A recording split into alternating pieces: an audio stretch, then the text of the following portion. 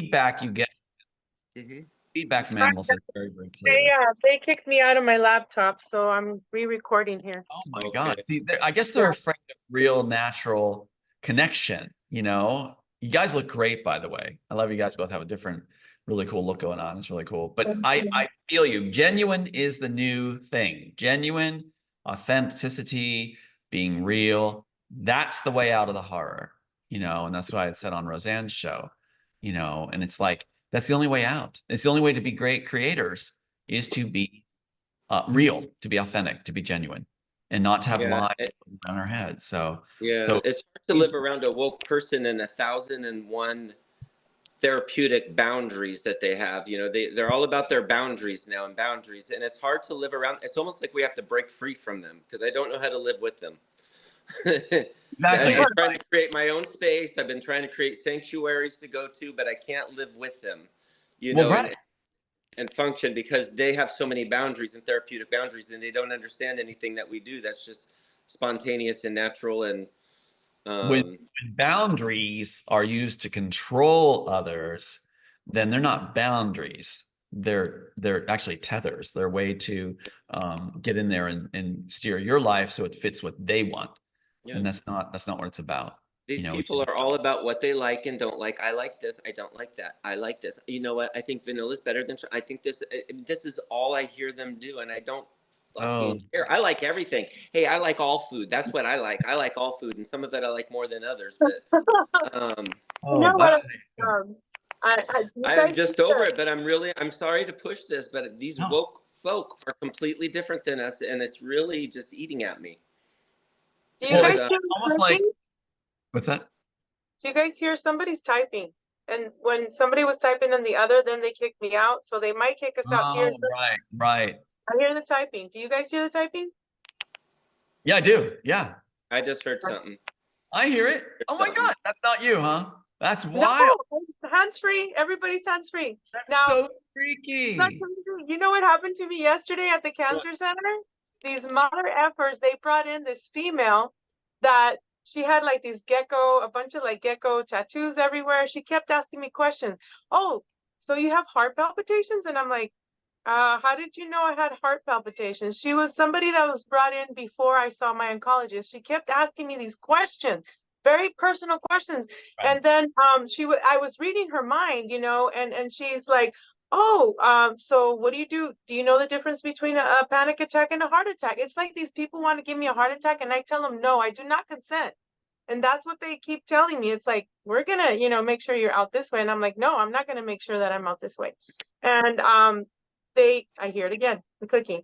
So is she's like, so what do you do when you get is it a heart attack? How do you know if it's I said, I've had 2 TIAs. Well, how do you know? What do you do when you feel anxious? I said, I go outside with my German Shepherd. Oh, my mom just had 2 new sets of German Shepherds she adopted.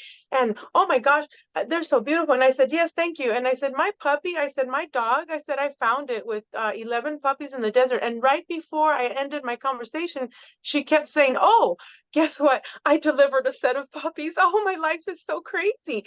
And then she's like, so, you know, kept going on and on and on. And I finally said, she says, well, why do you think you have PTSD? And I'm like, excuse me. I said, I wasn't in the military. I've had a really rough trauma, you know, upbringing. I was not about to go into the SSP, forget about it. And then I said, and I was in the military as a police officer. And then she went to sit on the other side of the room and she just crossed her leg. And then I distracted her. I'm like, I'm going to ask her about her gecko. Oh, I made that up. And so she kept upping me one. And it's like, I am not going to play your retarded game. I'm going to say that word. And so I wrote an email to my oncologist today. And I said, I do not want to be questioned anymore. If you have questions, you can ask me directly. And I was telling Chad that last night, I couldn't sleep because I kept remote viewing her and I kept seeing her and she was sent to me. These people in the medical field, because they're getting ready to, I mean, I know they have telehealth right now, but they're, you know, with the drones going up and you know, beeping at your heart or your bladder or whatever it is that they choose, because we do have implants, we do have overlays, and they're sending the messages, you know, to your digital twin. And it's like, people need to wake up. I've been talking to a lot of people. I had to, you know, go to physical therapy today, and I two people that I spoke to today, they're like, oh, I'm getting so depressed, and oh yeah, I'm only 42 and I'm getting menopause, and I'm you know, all these depression, and so people are big time being targeted now more than ever. And no, Right. we're not going to fall into the victim mentality, but I'm just saying, all of these people work together. We've had shows when Tom talks about, you know, the Fitzpatrick, how CPS is involved. You know, there's bad cops, good cops, everybody's involved. So when I told her, because she said, oh, she started talking real quick, and I'll end with that. She started saying how spiritual we were compared to animals, because she said, we stand upright. And the girl next to her, her name was Veronica also, and she was, you know, melanin dominant. And she looks at her and she's like, yeah, we're not like animals. And I'm like, excuse me. I said, I believe in that we had 7 or 8 labs here on Earth that I said, we're genetically modified. I have the 13 bloodlines, I said. And she started laughing. I go, yeah, look into Madame Blavatsky, Steiner, you know, look into Mesmer and all that. She just laughed at me because she Right. believes in the whole, you know, evolution of the monkey to a man. Excuse me, that's not real. No. Yeah, So that's I'm out. coming All with these doctors do, people. and these are the gods of these woke folk, you know, Yeah. and they No. believe in evolution. It's just so bizarre to me. Yeah, hospitals are now, administrations are now included in the tactics of the agencies. It's just so, and that's what our story is going to bring forward too. You know, that's what we're bringing forward, and Yeah. I got to discuss with Roseanne too. It's You know like, what bothered you? Okay, because whenever I think of hospitals, I go back to my catering experience. I remember going into a home, and I am not exaggerating. This home was on a hill. However, it was maybe 8 stories high. I think it was 8 stories high. It was under construction. We had to go up the stairs to get to the top floors because the elevator wasn't in yet. But as we were passing through the floors, there was an area with bunk beds, and these were huge bunk beds. I mean, made out of logs. You know, they were Lincoln log bunk beds, and these people make things out of logs. They make things out of whole rocks. There's a different in the homes when you go into these high-end homes. You know, they got trees for beams, and right, there must have been about 13 of these beds in there. Why I came up with 13, I don't. But it was, the room was filled with and it was a whole floor filled with these bunk beds and stuff like that. These were the people that put the medical equipment into the hospitals. You know, that is building this home. And you know, and when I served their family, it was clearly I was serving some underage people. You know, even though it was a private party, alcohol. You know, but it felt kind of like a, you know, like a Monster High or something. You know, like the Addams Family. I don't know. It felt like it had a different feel to it. You know, I can remember seeing a baby go down the stairs and telling me to get the fuck out of its way. Before it could even say mama, it was telling me to get the F out of its way. You know, there's just weird things that go on in these homes that are owned by people with that are in hospitals, you know, that, and then some of these surgeons too. I mean, just think of the surgeons that their summer home has a garage that can probably fit 13 cars in it, you know, and an elevator and a climbing wall as a private gym in their private gym. You know, I mean, that's a few stories. I mean, these are monsters. And the whole downstairs has got a theater and a bowling alley, and this is just a surgeon, a brain surgeon. That's their summer home, you know, that sort of thing. I think when we think of the elite and stuff, I think in the hospital, I think there's I think that's where some of them are that we don't know of. Yeah, that's what's so wild is it's the hospital staff, I mean, administrations, police officers are now going to a very high level upscale income. And it's like, and getting this, like Fitzpatrick's trying to put that law forward where they have complete immunity, they can't be tried. Can you imagine having that kind of privilege? And I ran into that one officer at, it was the sports authority, I think it was. Yeah, academy, sports academy. And I went in and I was buying equipment for Aiden to go fishing. And there was a police officer in front of me. I could tell by his demeanor, he wasn't in uniform, but I asked him if he was. He said, yeah. And he says that he'll work 6 months on the Houston squads. And then he goes 6 months and works in Mideast or on, you know, as security there. And he says he makes 3 figures, you know, well into it, doing war contracting, you know. So a lot of our police officers are going into the war contracting and then coming back and being our officers. It's like, it does something to you if that's your, you know, if it's about money. and that kind of gain, they're now waving the carrots in front of our law enforcement to do that, you know, and that's a lot of power. That's a lot of influence to have them tote the line that when they're called to do it. So, you know, they want to lose that kind of figure. So it's just like, but yeah, I remember being at Brantford Hospital in Canada and watching the administration actually winking to each other, you know, and trying to tout the line of what the ones that are trying to put us away, put me away on what we're doing. And the one doctor goes, I can tell you're agitated. I'm scared of you. And he's smiling. He's sitting right next to me with his foot against me going, I'm scared of you. I'm scared of you. I'm like saying this was wrongful, you know, doing. And I just, you know, want to agree that this wasn't the right thing to do. And he's like, I'm scared of you. I'm scared. You know, he's like sitting right next to me, smiling and then winking at the other administrator. So it's like this game they play, you know, where it's like hospitals are hospital administration, very much employed now, along with child services and the rest. Anything where they can, you know, turn the screws and source you into a situation where you have nowhere to go. And then it comes down, if a bed's available, that's your life determined if a bed is available. It's like unbelievable. You haven't done anything wrong. You have an insane sister with a just unscrupulous cousin and a pedophile brother who's putting forward, he waves a gun around. He's starting to shoot me when you never even talk to them. It's like all that they just do that, waive their credentials, and the congressman does the rest. Next thing you're facing these guys en masse. So now when they show up, the SWAT team shows up, child services is along, psych teams are along, so they can just go rubber stamp. You are away for life if there's a bed available and you're making dinner for your loved ones. That's how bad it is in our country right now. So, and I got to tell you, when I watched the debates, I was ready to puke. I was just like, I could not believe that the correspondents were such a-holes as they were. It doesn't matter if I was for Trump or the other party, it doesn't matter. I saw complete disregard for etiquette, courtesy, anything. I saw wrongdoing, and I don't respond well to that. And if it was either party doing it, I wouldn't have been pleased. And I saw that by ABC News, owned by Disney. Disney's still desperately trying to claw on and get their agendas across. And they're afraid of any that are not under their control. And I think Tulsi Gabbard did a really good job out of Hawaii.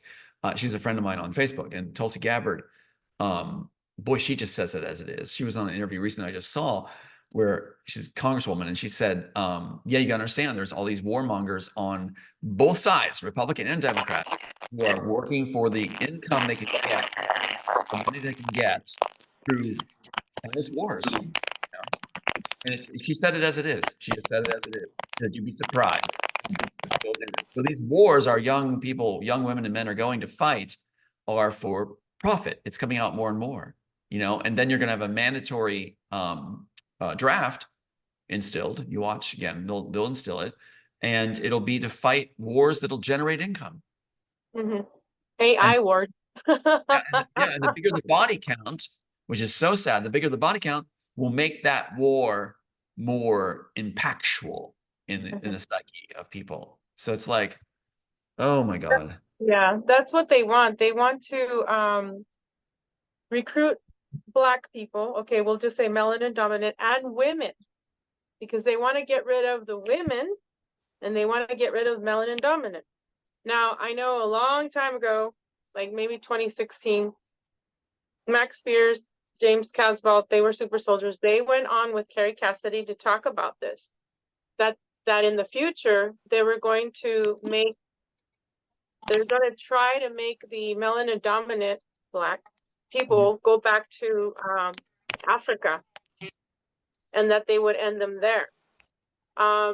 They're recruiting the females right now because they don't want the feminine power here on Earth. They want everybody to be transgender, or they want everybody to be just a brain.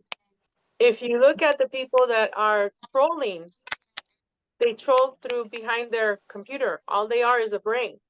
Okay, they're not empathetic anymore. They're spewing so much trash, so much hate and division. Do you hear the clicking? I do, very loud. Get off my channel! My goodness.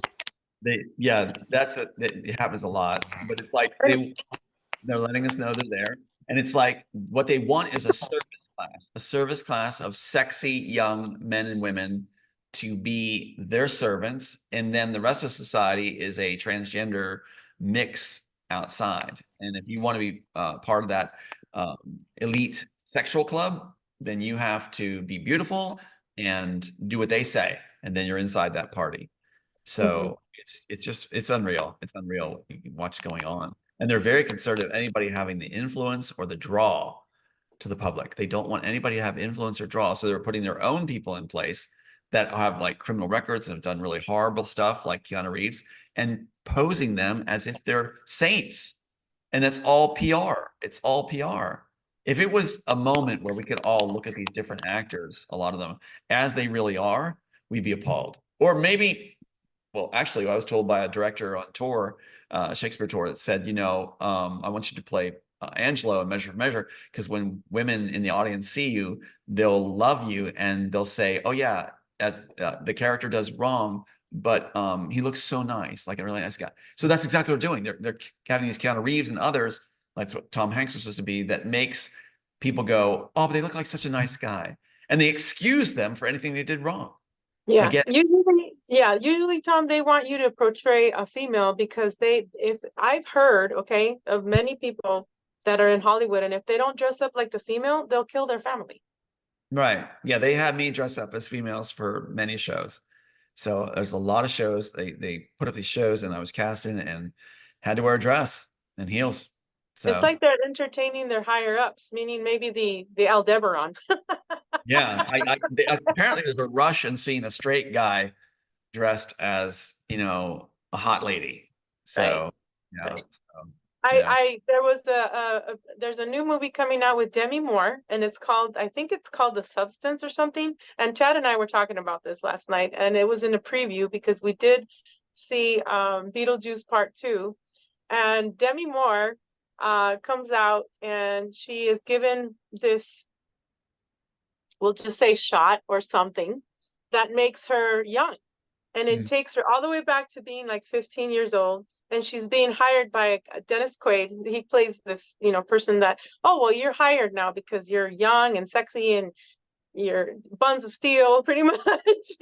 But then she's having problems later on because she overdosed on it. And then she's seeing the black part of it, which is a black goo AI kind of. I'm not going to spoil it because me, myself, I have not seen it, but that's what I see coming. Another thing that I find interesting is that she was caught, on camera kissing a 12-year-old boy that she was starring with. And I'm like, that's, a call for pedophilia, which I do not consent. And then watching the Beetlejuice Part 2, one of the characters is giving this shot by Beetlejuice, right? And it says truth serum. And it's like they're telling people the truth, but people don't see it, Right. And Right. I just find that very interesting. People are just not happy with themselves. They're making them to feel like they have to be something else other than who they really are and truly in their spirit and their heart and their mind. Right. Another thing that I found really interesting is I was hearing Al Bielek, speak about the Manhattan Project. I was part of that. I don't know if you were, but he was also talking about how they click your soul 9 months before you come in. They click it, and then they pretty much bring it down to Earth's biosphere, because Earth has 4 different, how we have a vortice, we have 3D, we have 3. Well, Mother Earth has 4. And he was talking about the 12th of August every 20 years, and it's 2003, then we're going to have another one 20 years later after that. So it's where the Earth peaks the most of its biorhythm. And that's where they try and do the time travel. So with the whole Manhattan Project, real quick, they were trying to time, in the 1940s, they were trying to time it to where it could be invisible. Well, they switched it so much that the ship actually came out of Earth. It just, and then when it did reappear and everybody was floating up, the military men that were there in the Navy, they were floating like in hyperspace. So Right. when the ship came back and the others came back, some of them had hands in their walls. Some of them were like entwined with all the metal and things like that. Well, Then they did another experiment on a airplane, and then they lost the pilot. The pilot was like disappearing. He disappeared, never came back. They could never find him. So the whole thing is he discovered cloning this guy. His name was, back then, his name was Cameron Albielic, right? And he was getting ready to expose it. And they said, oh, come here. You know, a bunch of men in suits came and sit down here. And then the next thing he knows is he feels some pain in his head. And the next thing is he's a kid in somebody else's family, which is the Bulick family. And he says that his mother told him one day, he said, the only thing that she said about this one time, she said, the baby's dead, isn't he? Meaning you're a clone now of my son, but you're not. So what he talks about is age regression, 20 years of age regression. That's what happened to him too, is that he was regressed, so was his brother. And it all ties in with this new movie coming out with Demi Moore, right? All these secrets that the CIA has. But if you don't pick up on it, if people are just very busy on their phone all day, right? Being a brain and getting in fights with everybody else, they're not going to be paying attention, and it's just going to happen right in front of their face. They're very concerned about the Immortals being made. They know it's going to be made now with Roseanne Barr and others on board. And in it is, that's what happens. The people become young again. It's called the Immortals. And so when you take the pill, you'll become young. Your body becomes young again. It's that program. And so that's why they're imitating it in what you're talking about now. And so, you know, it's like Universal Studios, Sony, Disney, Warner Brothers, Lionsgate, the rest. And also really on Amazon, they're just putting out all this original stuff on Amazon, Netflix, which is all our stuff just rehashed. So what they're doing is they're trying to make sure that nobody will watch our film when it comes out and saying we used up the rest of the story. No one's going to watch it. We already did that. And that's been the game all along. So you're going to see a rush right now of this very stuff coming out. So to head off the stuff now being greenlighted to be made. So that also with the documentary, they're hoping nobody will come and see it. And that's what Sophia Stewart's job was, to say, no one's going to come and see it. And if you make it, we'll put an injunction. Like we said, she claimed we'll put an injunction, but that just proves we'll win. So I think people are still going to want to see the original Matrix story as it was supposed to be and how it ties together. I don't think they're going to be able to stop that, no matter how much Joel Silver says he's hoping he used up the rest of the story. Yeah, that's like, you know, handing out chocolates, but you don't have the Godivas. You don't have the real chocolates to bring forward yet. So it's like, you can't stop that with your bad version with dog poo in it. You're not going to stop it. So, yeah. Anyway, but that's where we're at. A big competition right now, a big run, like a gold rush. They're all trying to now, it's like, it's been passed around like a phone book, the screenplay and all the concepts in it and they're still wondering, how did you come up with this? How did you come up with this? Where did this come from? That's one of the main questions I get from the inside. You know, where'd it come from?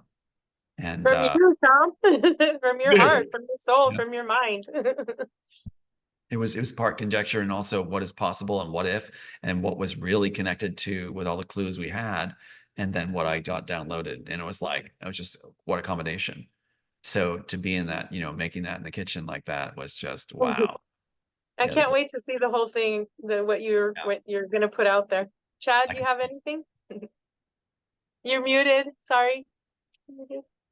Thank you. I feel like I feel like the crowd it's going to reach are the geeks and nerds, the deltas and the omegas. You know, it's like the normal people aren't going to be in that, but that core group that really gets it, the Trekkies, you know, the people that go, or even the autistic people. The autistic people, I don't know, but maybe, you know, because we really get into the sci-fi and different things like that. But there's a certain group of people that don't fit in with cliques normally, that there's going to be, you know, there's going to be a lot of talk of this. I think that's where you'll get a lot of. That's what I'm getting to. I agree with you 100%, because it's like, you guys are great. It's like Roseanne was saying, this interview is going to launch things, you know, and it'll definitely change stuff. And I'm surprised at the outpouring, you know, the response is unreal, and how the other side's so upset. And it's coming true what she was talking about. Aiden's all excited about it, which is really fun to see too. I mean, it's so cool to see this happening. And we can now bridge the way for others. Somebody had a vision not too long ago where they said, I like having a script in hand, and they said I was walking through this crowd and it started to just like a triangle form where it just split through, and we cut through, right through, and made a pathway. And I believe that's what we're doing, making a pathway together. And I love it. I love it. And so, you know, and when Hollywood's saying everything's been done under the sun, they're still trying to use up this story. And it's just Yeah. unreal how long they've been doing this for decades. You know, they still can't beat the original because it's completely tied together. And if you're just nipping at the carcass and lifting things, and you're doing it badly because you don't understand, you don't have the passion for how it connects, it's not going to work. You cannot do it. You can't pretend to be a Shakespeare or a Mozart, you know, and believe your work's going to just take off because you're imitating Shakespeare and Mozart. Right. The heart and the feeling and the drive and download that that they have, you know. So yeah, and given the fact that a lot of people debate Shakespeare, that's fine. Gray, whatever, you know, like some Sir Gray or Sir Andrew, I forget what they call him, but it's like, you know, whatever. He's like, that stuff was channeled, I believe. So, and I know what that feels like. And it's an amazing experience to be the first one to receive it, knowing you're going to be sharing it with others. If I was the first one to receive it and I'm like going, it's going to be all mine, then I'm like Midas and he turns himself to gold and is no longer a person. So, you know, anyway, good stuff is coming. I know good stuff's coming. And the other side is realizing, again, here's the key. The other side was based on, like, Disney's contact told me on that tape. They said it's all about power. Like we said before, all about power. If you're all about power, that means your leadership is all for themselves, not for any of you working for the leadership. That includes typing and listening in. It's like, then you're just in bosses that don't even care about you. You know, they don't care about you. It's all about power. The best you can hope for is to supersede them in the end, deceive them, and they deceive you. But in our situation, they're seeing good men and good women celebrating each other, lifting and doing it together. I think that's much more compelling than working for people who are just for themselves anyway, you know, Scrooges. So a system is designed to fail, and natural system in place is designed to succeed. And that's what's going to happen. We're going to find our way home. I really feel sometimes that we have chosen to go through this, like we're doing it a second time or a third time, because the ride is so amazing at the end that we said, let's do that again. It feels like that. The synchronicities and things happen. It feels like this is a redo where Chad, you, and all of us, you know, Veronica, we've done it before, and we wanted to enjoy coming together again and doing it. And we know we can feel in ourselves it's going to be a successful ending, a wonderful ending for people. So I'm like, yeah, I feel like I have hope for that. Tom. I have hope for that because right now I want the heck off this ride. It is the furthest thing I'm feeling right now. You know, like I feel defeated. I feel like I don't know. I hope it all does come forward in the way that you're saying, and it is an amazing ride. I think there's going to need to be divine intervention for that to happen, though. I just see too many stupid people out there, and maybe I'm just pessimistic at the moment. You know, that could possibly be it, but I just seem too much every right to feel people to have too much hope. You have every right. I want one off. You know, I'm just done with it. I'm done with the game. I hear you. But I hope it's an amazing ride. I do hope it's an amazing ride, and I do hope it's worth it because I said, you know what? You can land me in paradise, but you've dragged me through too many briar patches, you know, to get me there that I don't care anymore. But I am hoping that it is all worth it. You know, what's going to be interesting is like that one defeat after another up to, you know. I hear you. Boy, do I hear you. Boy, do I hear you. Yeah. But it's like the other side always talks about through their films. You're going to see interlaced through all these films about being immortalized and remember. Who cares?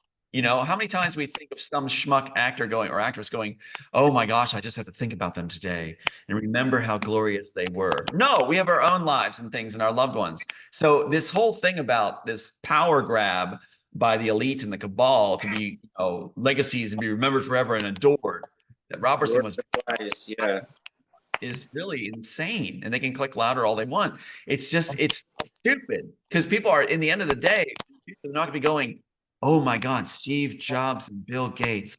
Let me just take the rest of the day sit around and worship your statue. No, we're not gonna be doing it. You're gonna be like, who was that guy in the trivia game? They'll be like, who's the guy that came out? I don't remember. That was you know, some old guy a long time ago. We don't know. It's like, that's these legacy dream things that come out of this power grab and centering around power. Those of us don't care about that. We'll be the ones that are remembered because we weren't seeking it. We were seeking to serve, and we'll be remembered through our actions of service, even though we're not seeking. That's why I say the other side. If you want to be remembered, do the right thing, and maybe you'll be remembered. But who cares if you're remembered? Other people want to be remembered too. So. We are parting the Red Sea for Tom Althouse. We're right behind you. We're beside you, behind you, in front of you. We go forward with you, Tom. And how we do it is with our aura, we just send you all the love and compassion and healing, and we're going to be right there with you. We are with you. And yes, this is a do-over because I told Chad on 090924 at 9:51, I was in front of the mirror brushing my teeth, and I dabbed my lip with a towel, and I said, I've been here before. But in that scene, my son came in the other day. He didn't come in. So that 2 days ago, when I had to go see the darn person at the cancer center, I was doing a redo. So we are here for the second, third, fourth. I don't know how many times, but this time we get it right. Feels that way. It feels like Hollywood's saying they put us in our own story, right? And that's why I have the email, the Truman Show, because they said they put me on my own story. But it's like I feel like we scripted our own story. And Chad, I'm sorry for whatever parts we put in where you're going through this, but it's like I almost feel like you had a part in the scripting of this where you're going through this now. Give me the toughest, and I'm going to come through and I'll make it. I just feel like, watch what happens at the end. And Rosanne is, bless her heart, her son Jake, all these others that are coming on board, Tucker, the rest are definitely opening the door. And now we're being touted as the greatest story. So we're going to be able to serve humanity, help be held in there to do that. That's where it's going. So now the fruits of it are starting to appear. And that's what I visioned. Already. Yeah, but watch this. When we get to celebrations, I have a vision of us at the podium, and it starts out at the podium, and we go right down to the audience, and we're all on the floor together. Yes. We're not going to stay at a podium. Yes. No more of this Hollywood stuff. So before we go, can you say again that what time again for Rosanne Barr, the show with Jake and all that, so people can tune into her channel and watch you, Tom Althouse? Yeah, that's great. So Rosanne Barr Show podcast. It's going to be on Rumble at 7 p.m. Eastern, 6 p.m. Central Time. That's going to be tomorrow night. And then the audio portion is at the Rosanne Barr website, Rosanne Barr Show website. And that's going to be aired 2 a.m. tonight. So it's very interesting that that's going to be aired at that time, which reminds me of what you said, Chad, the certain demographic that's in the Trekkians, that kind of stuff. Usually the minds that are really into the scientific and brilliant possibilities stay up late. So it's like that might be that perfect time for them. Yeah. Yes. Yeah. Or no sleep. They're interesting people. They're an interesting group of people. Those groups. I love them. It's a unique subculture of us, but they're the ones that are going to catch this. They're the stargazers and the dreamers, and I love the stargazers. So yeah. Okay, guys, you guys are beautiful. We're all here for you. Thank you, Tom. And I'll go ahead and end the recording, and then we'll talk to you for 5 minutes after. Thank you.